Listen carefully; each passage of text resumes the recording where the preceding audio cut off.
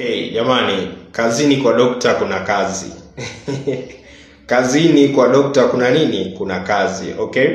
Tusikilize mdau wetu. Wanasema siku zote ambaye anayeuliza maana yake ana ujinga katika eneo fulani. Au anayeuliza siku zote anatakiwa kujua na hatakiwi kuchekwa. Kwa hiyo mniwe lazima nacheka kutokana na kind of swali ambalo wanaoniuliza. Anasema dokta, habari ya kazi? Nikamwambia nzuri. Akasema dokta, anahitaji msaada wa kiafya. Nikamwambia karibu na kusikiliza.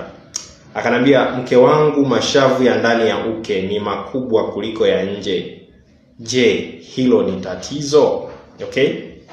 Kama ambavyo nimetangulia kusema, siku zote ambaye anayeuliza maana yake ana ujinga katika eneo fulani, anataka kuweza kufundishwa ama kuambiwa.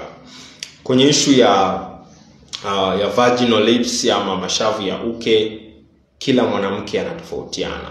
Kuna mwanamke ambaye anaweza akawa ni makubwa, kuna mwingine anaweza akawa ni madogo. It depends na jinsi ambavyo Mungu amekuumba. Kwa hiyo kila mwanamke anatakiwa kujivunia kwa vile jinsi ambavyo alivyo na kwa vile jinsi ambavyo Mungu amemuumba. Na kwa jinsi ambavyo Mungu amemuumba ndivyo ambavyo na wewe pia unaweza ukafurahia tendo kwa namna hiyo hiyo.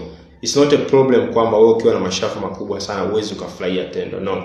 It's a matter ya kwamba hujapata tu mwanaume ambaye anayejua kukuandaa kwa usahihi na kama inavyotakiwa.